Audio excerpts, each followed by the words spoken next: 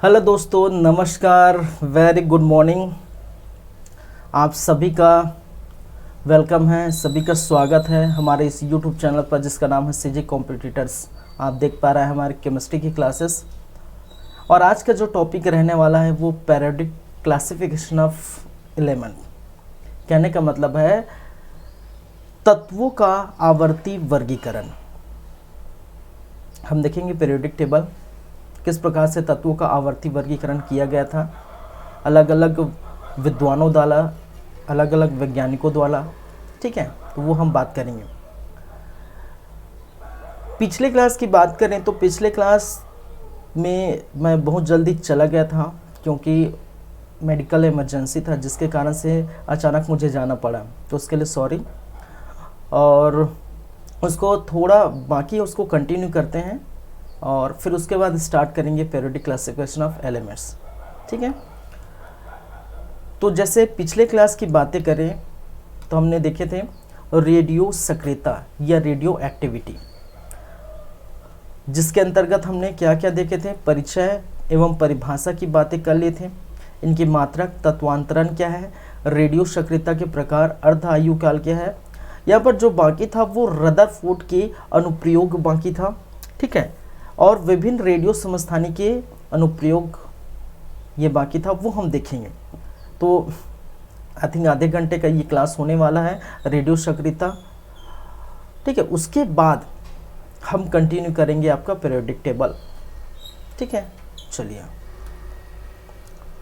तो पहले जो है 5 मिनट हम देख लेते हैं पिछले क्लास में हमने क्या क्या पढ़े हैं। तो रेडियो एक्टिविटी क्या होता है हमने यही बात की थी। ठीक है, ये नाभिक, स्थायी नाभिक से अस्थायी नाभिक जो है स्थायी में चेंज हो जाता है। नाभिक जो है अपनी स्थायित्व से अस्थायी में जब चेंज हो जाता है तो कुछ रेज उत्पन्न करते हैं, जैसे अल्फा रे, बीटा रे, गामा रे। और यही क्या कहलाता है, रेडियो एक्टिविटी। एक लाइन में अगर बात करूँ तो मैं अच्छे से डील किया था, वो आप पिछला लेक्चर जाके देख सकते हैं। परिभाषा मैंने बताया था, हमारी प्रकृति में कुछ ऐसे तत्व होते हैं जिनमें स्वतः अपने आप में विभाजित होने, विखंडन होने का गुण होता है, या किसी मानवीय कारण से विखंडित हो जाता है, जिसके चलते बहुत कुछ जो है रेज उत्पन्न करते, उत्सर्जन करते हैं। और ऐसे तत्व को रेडियो सक्रियता तत्व कहलाते हैं। ठीक है, और ये जो रे हैं रेडियो एक्टिविटी रे कहलाते हैं। ठीक है, चलिए तो रेडियो एक्टिविटी जो तत्व है वो हमारे जो पीरियोडिक टेबल है, हम बात करेंगे पीरियोडिक टेबल देखेंगे, उसमें 82 से अधिक, ठीक है, आने वाले जो तत्व होते हैं वो क्या कहलाते हैं, रेडियो एक्टिविटी तत्व कहलाते हैं।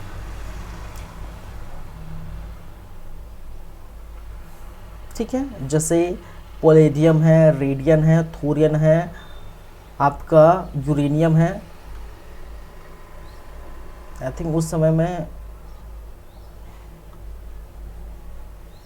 जस्ट वेट करिए, उस समय में आई थिंक बताया नहीं था। ठीक है,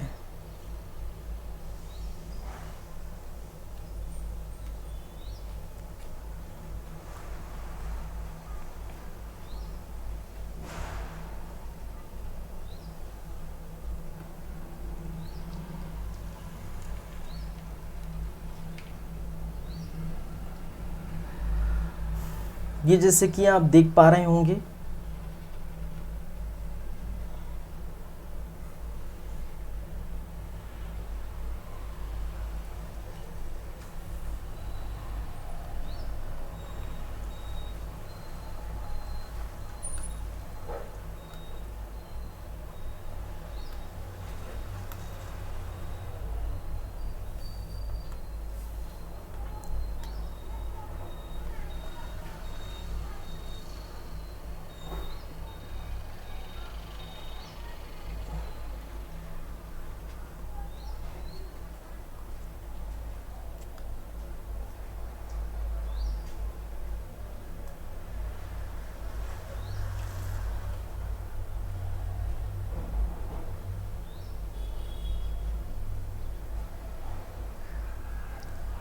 ये यूरेनियम है, ठीक है, ये थोरियम है, और कहीं दिख जाए, एकदम छोटा सा दिख रहा है।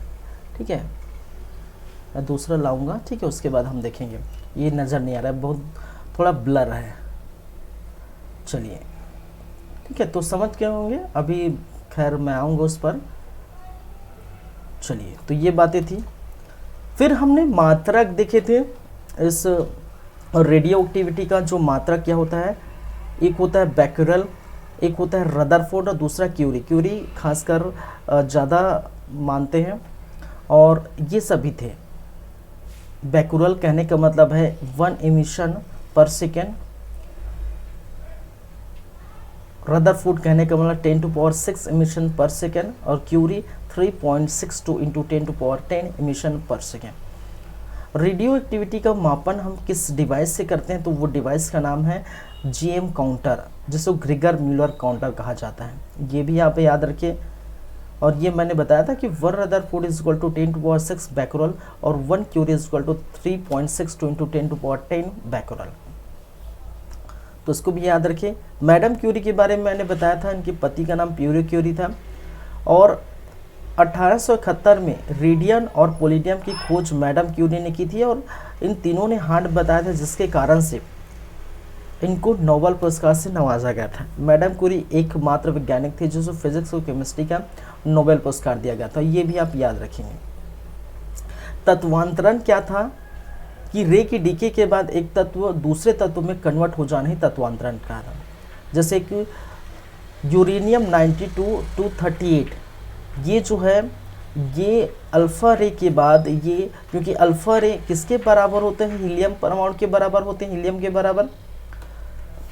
तो इसके कारण से ये जब कम होगा तो घटेगा, तो किस प्रकार से कन्वर्ट होगा, किस तत्व में, थोरियम में।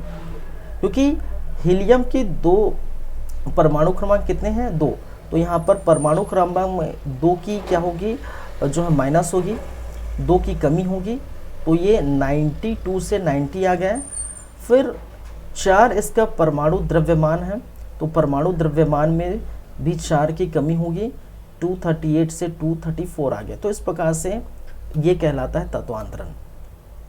अर्धायुकाल क्या कहलाता था, कि वह समय जितने समय में किसी तत्व के परमाणु की संख्या प्रारंभिक मान से आधी हो जाए, वो क्या कहलाता था, अर्धायुकाल। ठीक है, तो इसको आप याद करेंगे। मैंने कहा था कि T1/2, ठीक है, T half is equal to 0.693 divided by alpha, जहाँ पर T हाफ क्या कहलाता है, अर्धायुकाल, और लैम्डा क्या कहलाता है, वेक्टरनल नियतांक, या जैसे इमिशन कांस्टेंट कहा जाता है। चलिए, और मैंने कहा था कि जो रेडियो एक्टिविटी तत्व है, जैसे रेडियम हो गया, ठीक है, वो 1950 वर्षों में अपनी जो आयु है इसकी आधी हो जाएगी। थोरियम की बात की थी तो 1.4 × 10⁻18 वर्ष में इसकी आयु अधूरी रह जाएगी। पोलिडियम वहीं पर 10⁻⁴ सेकेंड में इसकी क्या है, इसकी पावर जो है, इसका वर्ष जो है अधूरी रह जाएगी, आधी हो जाएगी। यूरेनियम 4.46 × 10⁻10 ईयर्स लगेगा इसको आधा होने में। फिर रेडियो सक्रियता के प्रकार देखे थे, प्राकृतिक रेडियो सक्रियता एवं कृत्रिम रेडियो सक्रियता।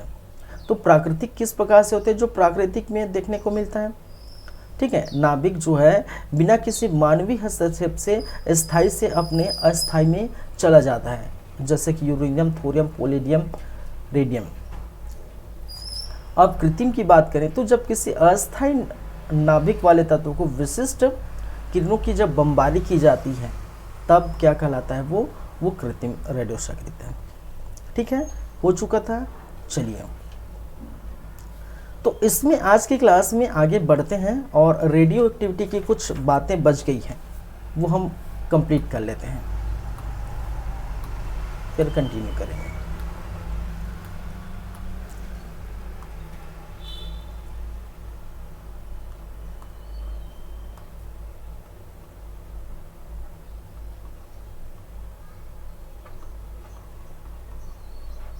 रेडियो एक्टिविटी, या जिसे रेडियो सक्रियता कहा जाना।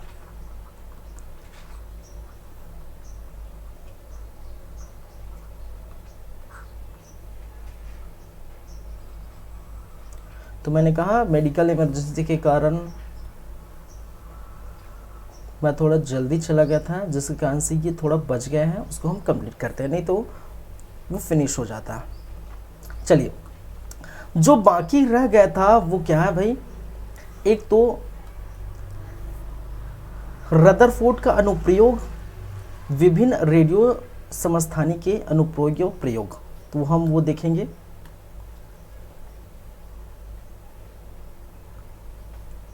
चलिए, तो उसमें टॉपिक है रदरफोर्ड एक्सपेरिमेंट या रदरफोर्ड का अनुप्रयोग।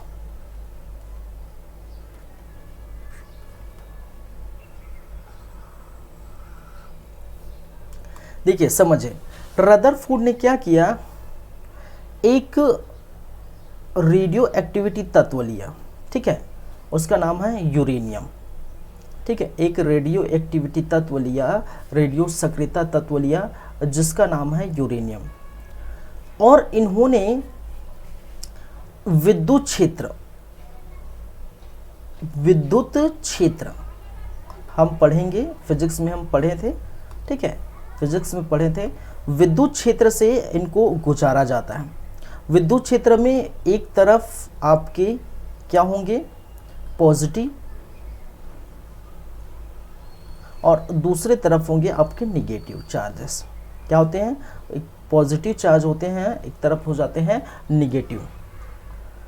इलेक्ट्रिक जो फील्ड होते हैं, और फिजिक्स में पढ़े होंगे, मैं पढ़ा चुका हूँ, तो वो आप जाके देख सकते हैं मेरी फिजिक्स की क्लास, तो वहाँ आप देख पाएंगे विद्युत क्षेत्र होंगे, विद्युत क्षेत्र की तीव्रता, रेजिस्टेंस क्या होते हैं, ठीक है, ये सारी बातें, बहुत सारी बातें आप पढ़ेंगे, तो आप जो है फिजिक्स में जाके देख सकते हैं। देखिए, जब क्या होता है, जब इस यूरेनियम को, रेडियो एक्टिविटी सब्सटेंस को किसी विद्युत क्षेत्र से, ठीक है, किसी विद्युत क्षेत्र से हम गुजारते हैं, तो इन्होंने क्या पाया कि कोई रे किस तरफ जा रहा है, पॉजिटिव चार्ज की तरफ मूव कर रहा है, कोई रे नेगेटिव चार्ज की तरफ मूव कर रहा है, और कोई रे सीधी चली जा रही है। क्या चली जा रही है, सीधी चली जा रही है।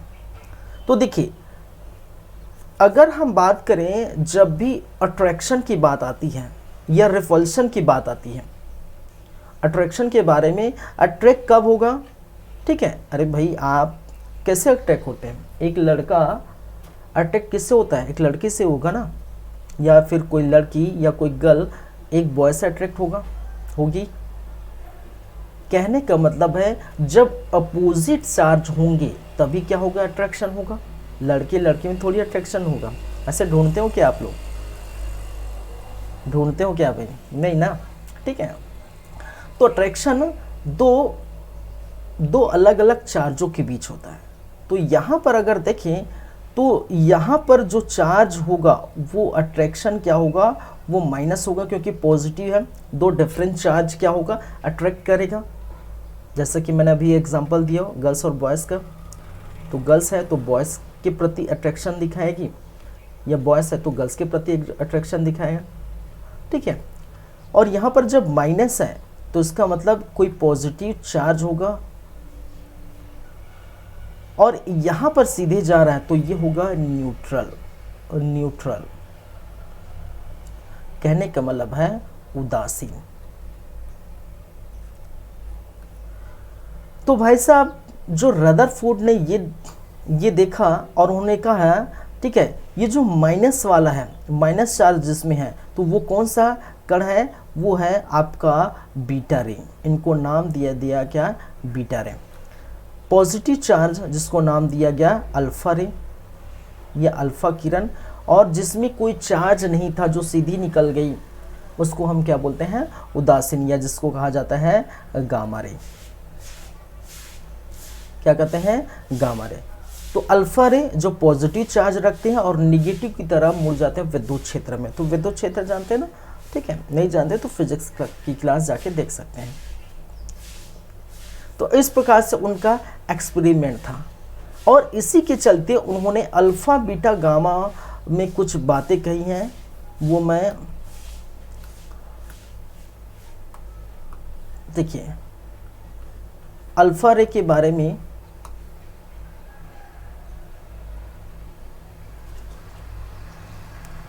अल्फा रे, बीटा रे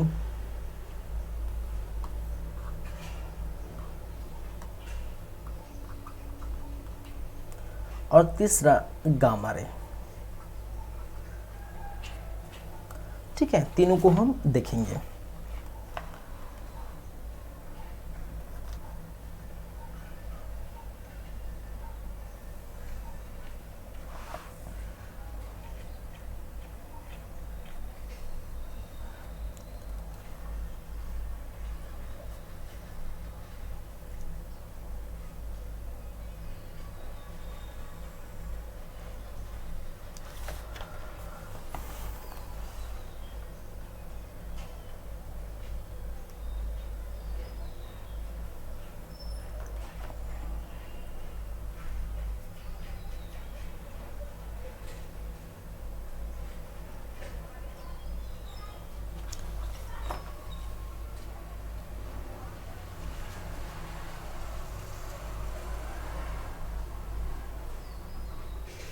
चलिए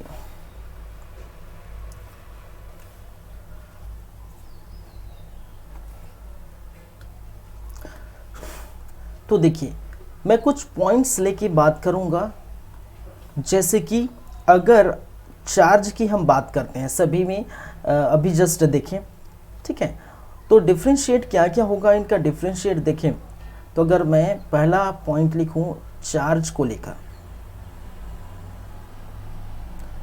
ठीक है, तो चार्ज क्या क्या होंगे, अल्फा रे में जो चार्ज अभी जस्ट मैंने बताया, यहाँ पर जो चार्ज होंगे पॉजिटिव होंगे, यहाँ पर जो चार्ज होगा वो नेगेटिव होगा और यहाँ पर चार्ज होगा न्यूट्रल होगा, न्यूट्रल या उदासीन होगा। ये तो पहली बात है, ठीक है। इनका बिहेवियर या स्वभाव, बिहेवियर, बिहेवियर समझते हैं ना, स्वभाव, इनका स्वभाव, अल्फा रे का स्वभाव किस प्रकार से, ये हीलियम के परमाणु के बराबर है, हीलियम आयन के बराबर, ठीक है। अल्फा रे किस प्रकार के, हीलियम आयन के बराबर, जैसे कि पिछले में हमने देखे, ठीक है। बीटा रे जो है फ्लो ऑफ इलेक्ट्रॉन के बराबर है, फ्लो ऑफ इलेक्ट्रॉन, इलेक्ट्रॉन के चार्ज के बराबर, क्योंकि माइनस है, ठीक है, इलेक्ट्रॉन के चार्ज के बराबर है, कौन है, बीटा रे। और यह एक प्रकार का विद्युत चुंबकीय किरण है। गामा रे क्या है, विद्युत चुंबकीय किरण या इलेक्ट्रोमैग्नेटिक रे, ठीक है, क्या है, इलेक्ट्रोमैग्नेटिक रे, विद्युत चुंबकीय किरण। ये दो बातें हो गई, इसको थोड़ा स्पेस दे देता हूं।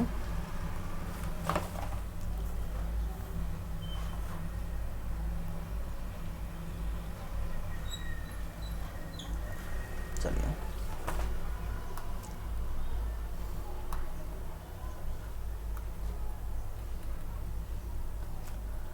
अगर इसकी मैं तीसरी बातें करूं, इनका मास, ठीक है, मास या जिसको कहा जाता है द्रव्यमान, इनका द्रव्यमान, अगर अल्फा रे की बात करें तो द्रव्यमान बहुत हाई होता है, ठीक है, बहुत ज़्यादा हाई होता है, ठीक है, अधिक होता है, कहने का मतलब है हाई होता है, अधिक होता है।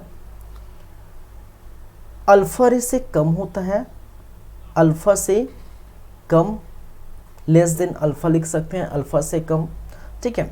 और इनका मास इज इक्वल टू 0 होता है, इसका द्रव्यमान कितना होता है भाई, 0 होता है, किसका, गामा रे का। तो ये तीन चीज़ें हो गई इनकी, क्या है, चलिए चौथी बात है, किसके संदर्भ में करेंगे? वेग की, वेलोसिटी की। वेलोसिटी या जिसे कहा जाता है वेग, वेग या वेलोसिटी की बात करें तो ये प्रकाश के वेग के बराबर है। प्रकाश अल्फा रे प्रकाश के वेग के बराबर। कहने का मतलब है कितना होगा? 3 इंटू 10 टू पावर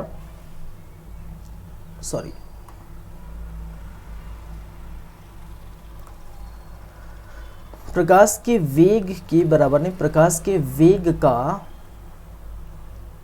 1/10 भाग किसका वेग है? इस अल्फा रे का। इसका मतलब 3 इंटू 10 टू पावर 8, ये प्रकाश का वेग है 7 मीटर प्रति सेकंड।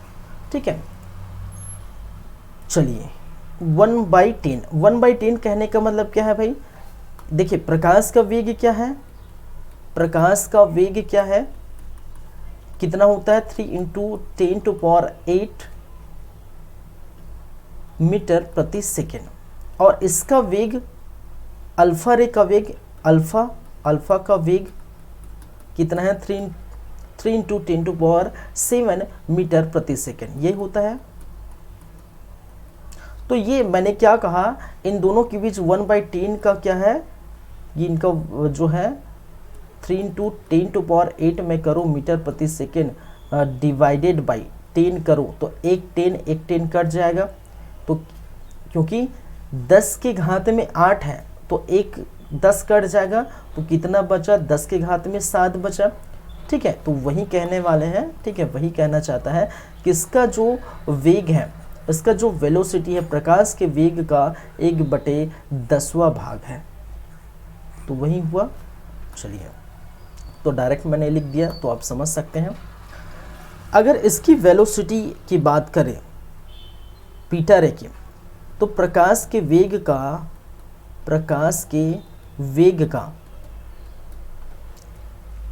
9/10 भाग, कितना? 9/10 भाग। कहने का मतलब जो अब निकालेंगे तो 2.7 इंटू 10 टू पावर 8 मीटर प्रति सेकेंड। ठीक है, इस प्रकार से आपको देखने को मिलेगा। और गामा रे का जो है प्रकाश के वेग के बराबर, ये होता है प्रकाश के वेग के बराबर। तो प्रकाश के वेग के बराबर 3 इंटू 10 टू पावर 8 मीटर प्रति सेकेंड। चलिए, इनका वेवलेंथ या तरंग दैर्ध्य, वेवलेंथ या जिसको कहा जाता है तरंग दैर्ध्य, वेवलेंथ या तरंग दैर्ध्य की बात करूं तो इसका वेवलेंथ अधिक होता है, हाई होता है। ठीक है, इसका वेवलेंथ हाई होता है, अल्फा से कम होता है, अल्फा से कम, लेस देन अल्फा। और सबसे कम, ठीक है, सबसे कम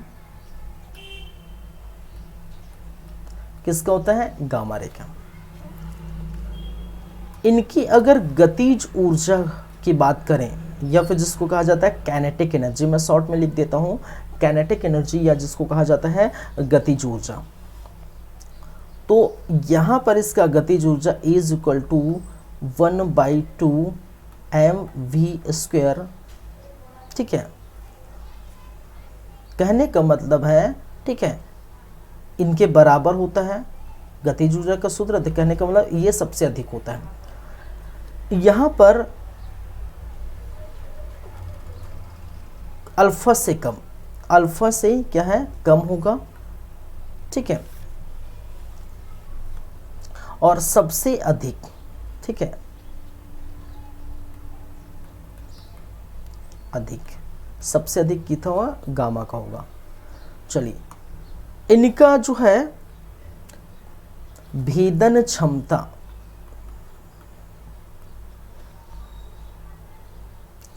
पेनिट्रेटिंग पावर, पेनिट्रेटिंग पावर, ये जिसको कहा जाता है पावर, या लिख देता हूँ भेदन क्षमता। ठीक है,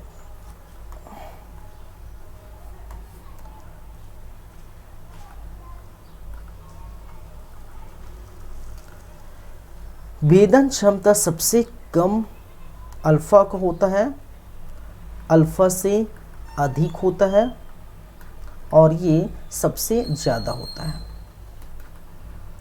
तो क्वेश्चन आपसे यहीं से पूछे जाते हैं। ठीक है, अल्फा रे, बीटा रे, गामा रे से ही क्वेश्चन पूछे जाते हैं।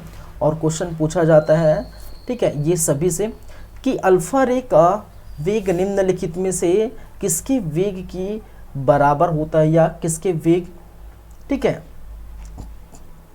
के 1/10वां भाग होता है इस प्रकार से, या इनका वेवलेंथ कितना होता है, या काइनेटिक एनर्जी सबसे ज़्यादा किसकी होती है, मास किसका ज़्यादा होता है, चार्ज किस में क्या लगता है, ठीक है, वेलोसिटी इसका जो है कितना किसका है। तो इस प्रकार से भेदन क्षमता किसकी ज़्यादा होती है, ये सारे क्वेश्चन पूछे जाते हैं।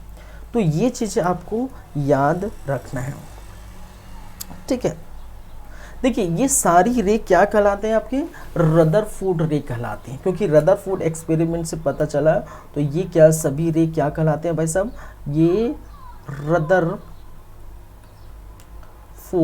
रेज है।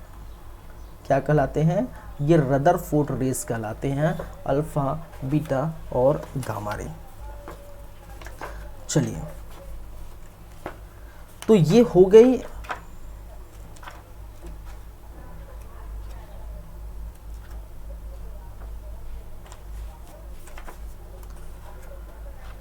आगे बढ़ते हैं।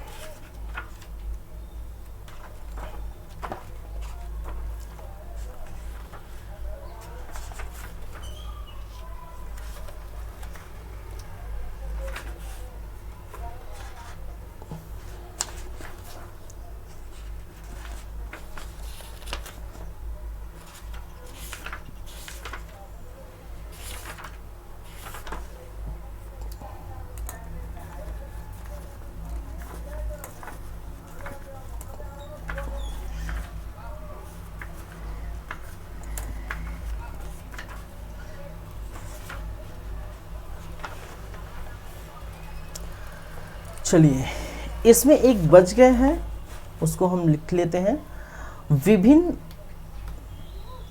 विभिन्न रेडियो समस्थानिक के अनुप्रयोग या प्रयोग। यहाँ से कई बार क्वेश्चन पूछे गए हैं। ठीक है, क्वेश्चन यहाँ से आते हैं, इसको देख लेते हैं, फिर ये कंप्लीट हो जाएगा आपका रेडियो एक्टिविटी। ठीक है,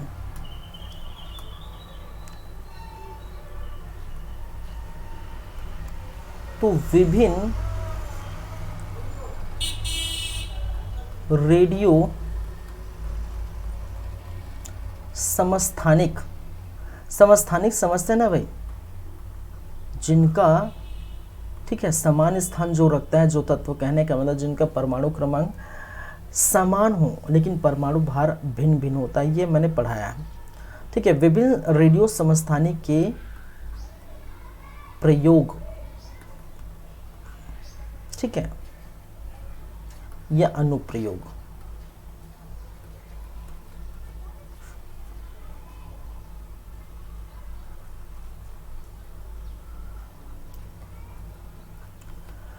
चलिए, तो एक एक करके बात कर लेते हैं। जैसे कि है कार्बन 14। इस कार्बन 14 का प्रयोग जीवाश्म की आयु ज्ञात करने के लिए किया जाता है। खास कर क्या है, किसके लिए,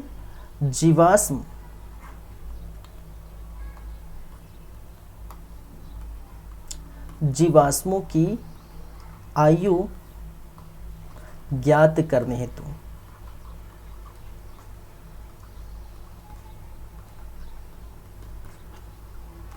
ठीक है, जीवाश्म कहने का मतलब क्या है भाई, जीवाश्म कहने का मतलब है कि बहुत वर्षों से नीचे जमीन में, मिट्टी में, नीचे जमीन में दबे सड़े गले वो पदार्थ होते हैं जीवाश्म। ठीक है, वनस्पति, जीव जंतु, ठीक है, वो सभी मिट्टी में क्या है, बहुत वर्षों से क्या होते हैं, नीचे दफन होते हैं और बाद में वो सड़ गल कर घटित होकर किसका निर्माण करते हैं, जीवाश्म का निर्माण करते हैं, वही क्या कहलाता है, जीवाश्म। तो कार्बन 14, याद रखिए कार्बन का सबसे ज़्यादा समस्थानिक होता है, मैं शायद उस समय बताया था लगभग 5 लाख के आसपास सबसे अधिक मात्रा में समस्थानिक कौन पाया जाता है, कार्बन। ठीक है, कार्बन के बहुत ज़्यादा सबसे अत्यधिक मात्रा में समस्थानिक किसके होते हैं, कार्बन के होते हैं। तो कार्बन 14 का यूज़ जीवाश्म की आयु ज्ञात करने के लिए किया जाता है, ये पहली बात है। दूसरी बात है यूरेनियम 238 एवं लेड Pb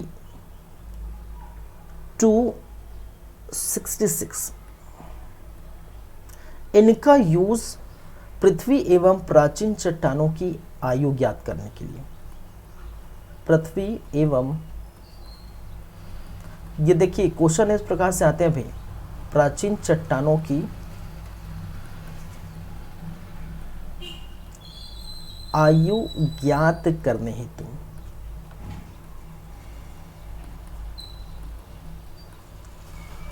वहीं पर थर्ड नंबर की हम बात करेंगे रुबिडियम Rb, जिससे डिनोट किया जाता है रुबिडियम 87 एवं ट्रांसियन 86, इनका यूज चट्टानों एवं खनिजों की आयु ज्ञात करने के लिए, चट्टानों एवं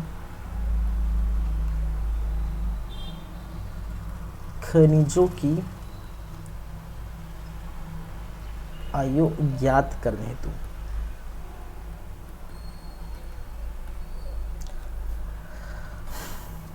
ठीक है, पोटेशियम 14 और आर्गन 14, ठीक है, भूगर्भित चट्टानों की आयु ज्ञात करने के लिए, भूगर्भ, ठीक है, भूगर्भ मतलब भूमि के गर्भ में, भूगर्भिक चट्टानों की आयु ज्ञात करने हेतु इनका प्रयोग किया जाता है। ठीक है, चलिए वहीं पर हम बात करें तो आर्सेनिक,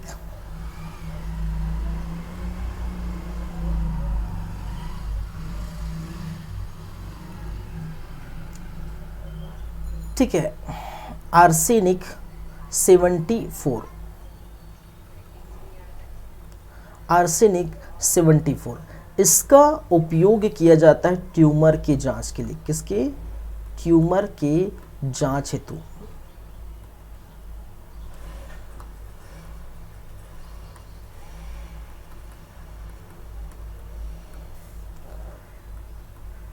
आयोडीन 131, इसका उपयोग किया जाता है आपका थायराइड ग्रंथि की सक्रियता की जांच हेतु, थायराइड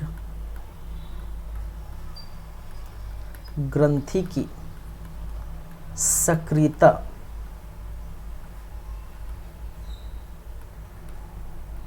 की जांच हेतु। वहीं पर अगर बात करें तो फ्लोरीन 59, इसका यूज़ किया जाता है क्षय रोग की जांच के लिए, टीबी की जांच हेतु।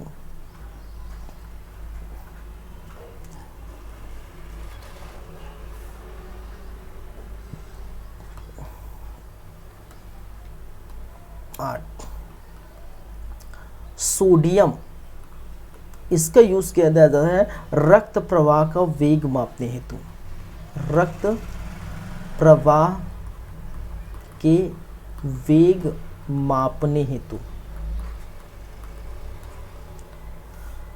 वहीं पर बात करें कोबाल्ट 60 का यूज किया जाता है कैंसर के उपचार हेतु, कैंसर के उपचार हेतु।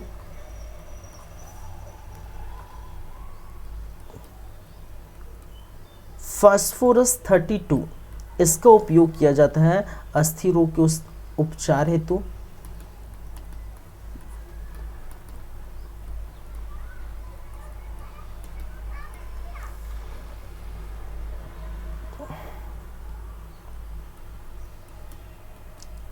गामा रे या गामा किरणें, ठीक है, अनाज, सब्जी,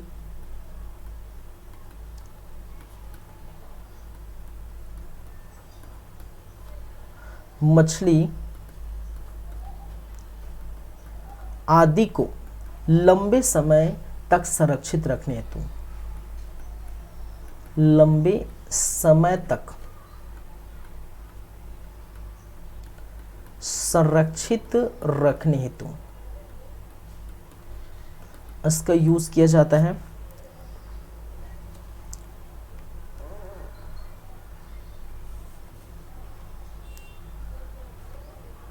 चलिए, एक और होता है सोडियम 24, तेल के कुओं के अध्ययन,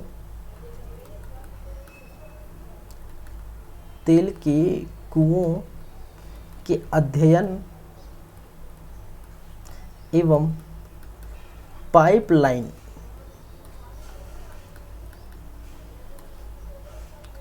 में रिसाव का पता कराने हेतु,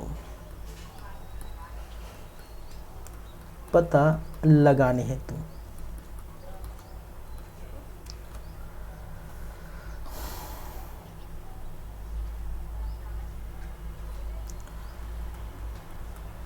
यूरेनियम 235 नाभिकीय संलयन में,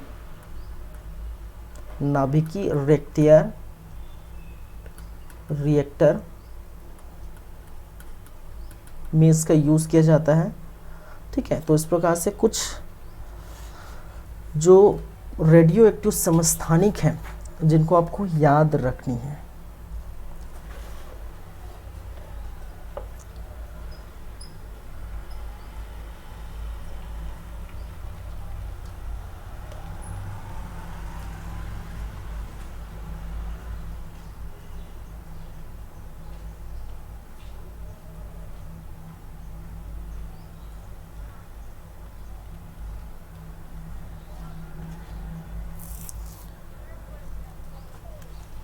चलिए,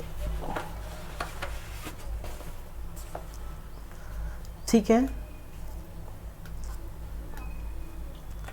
तो और तो कुछ बाकी नहीं रह गया भाई। जब एमसीक्यूज देखेंगे तो आपको वहाँ कुछ कुछ चीज़ें मैं डील कर दूंगा, ठीक है, अगर होगी तो, वरना तो यहाँ पर तो है नहीं कुछ भी। चलिए, तो ये हो गई आपकी जो है रेडियो एक्टिविटी की बातें। अब जिस टॉपिक को आज हम पढ़ने वाले थे अब वो स्टार्ट अभी करेंगे, ठीक है। ये रेडियो एक्टिव जो है वो हो जाता है आपका फिनिश, समाप्त। और जिस टॉपिक को आज पढ़ने वाले थे पीरियोडिक क्लासिफिकेशन ऑफ एलिमेंट्स, तो उसको आज हम स्टार्ट कर देते हैं, देख लेते हैं क्या क्या चीज़ है। तो चलिए फिर देर नहीं करते हैं और स्टार्ट करते हैं।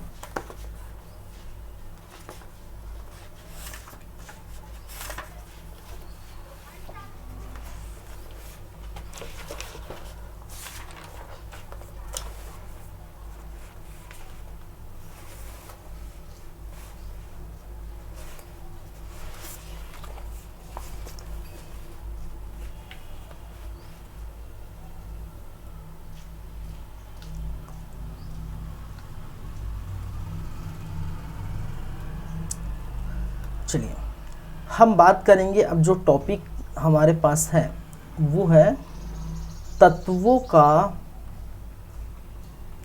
आवर्ती वर्गीकरण, ठीक है। या जिसे कहा जाता है periodic classification of elements, periodic classification of elements.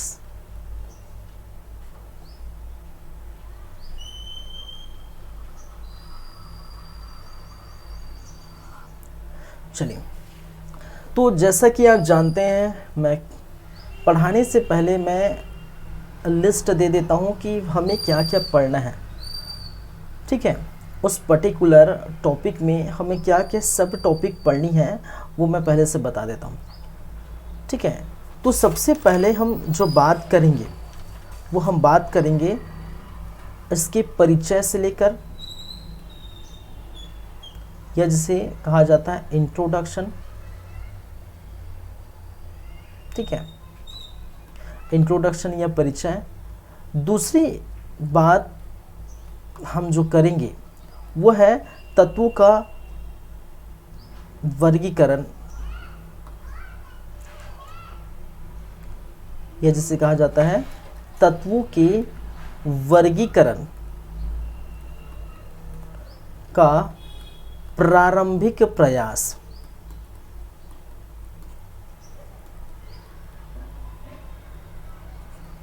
ठीक है,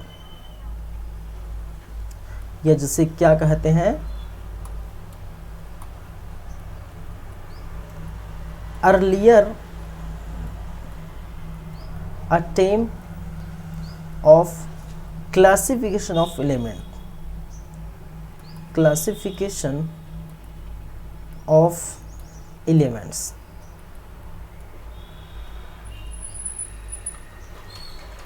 थर्ड हम देखेंगे मेंडलीफ के आवर्त सारणी क्या है।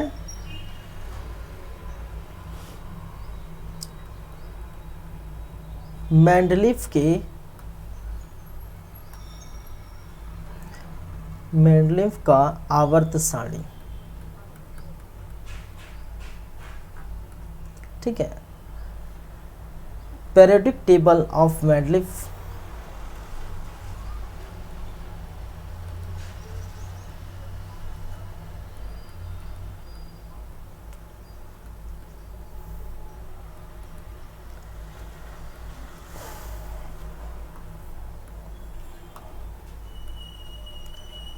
चौथा इसमें बात करेंगे मोसले का आवर्त सारणी।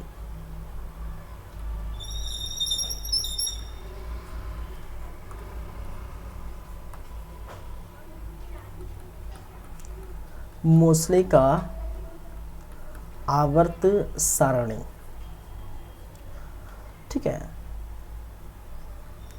Periodic table of Mosle.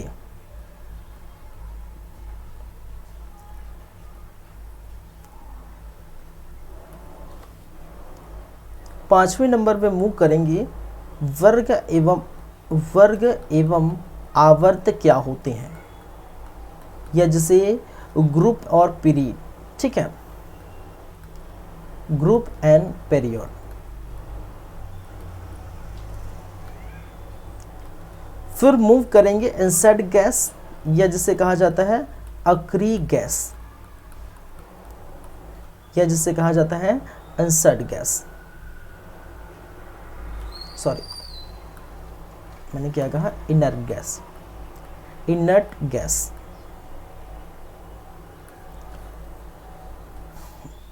फिर देखेंगे ब्लॉक क्या होते हैं।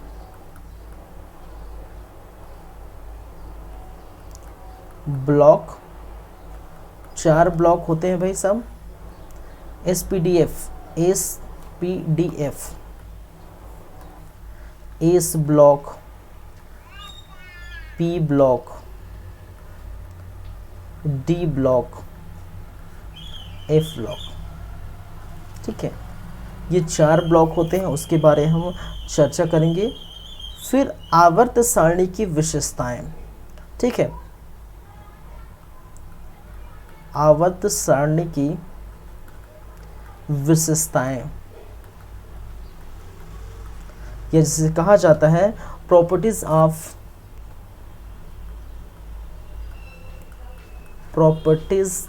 ऑफ पीरियोडिक टेबल, वो हम देखेंगे। वर्ग की विशेषताएं, जिसमें वर्ग की विशेषताएं देखें। आवर्त सारणी में, आवर्त सारणी को वर्ग और आवर्त में बांटा गया, तो वर्ग की विशेषताएं, आवर्त की विशेषताएं। फिर लास्ट में अंतिम में इम्पोर्टेंट फैक्ट्स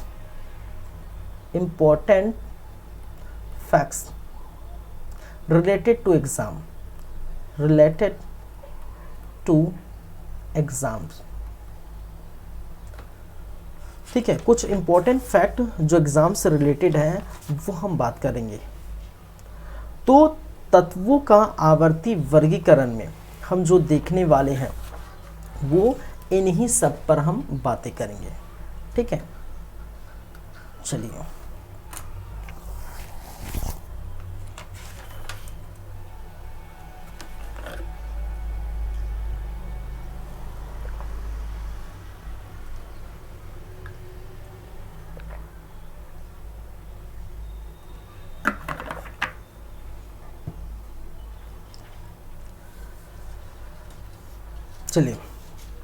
लेकिन 2 मिनट का ब्रेक है और 2 मिनट के ब्रेक के बाद हम वापस आएंगे, फिर इनको कंटिन्यू करेंगे, तो हम इसको देखेंगे अच्छे से। ठीक है, तो तब तक आप इसको थोड़ा पढ़िए कि क्या क्या हमें पढ़ना है। ठीक है, चलिए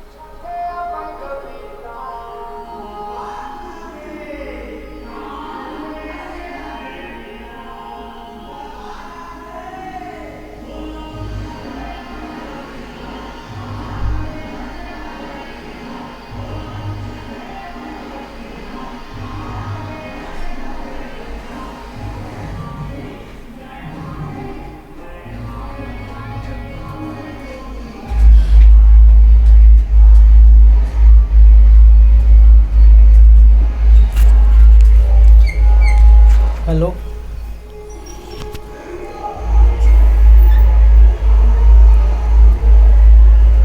स्टार्ट करें। अरे यार, आज भी इसको यहीं छोड़ना पड़ेगा। ठीक है, कहने का मतलब है आज हम यहीं पर रखना है। अभी बगल में शादी स्टार्ट हो गया है, डीजे स्टार्ट हो गया, आपको सुनाई दे हो रहा होगा बैकग्राउंड में। इसको तो कल कंटिन्यू करें, तो इसको हम करते हैं कल कंटिन्यू। ठीक है, इसको यहीं रहने देते हैं और इसको कर देते हैं आपका रेडियो एक्टिविटी पार्ट 2। ठीक है, कल पहला क्लास रहेगा, वो हम देखेंगे। आज की क्लास यहीं पर रोकते हैं क्योंकि डीजे स्टार्ट हो चुका है, बगल में शादी है, मैं कुछ नहीं कर सकता अचानक से, और सुबह से स्टार्ट हो गया है। चलिए ठीक है, तो मिलते हैं कल की क्लास में।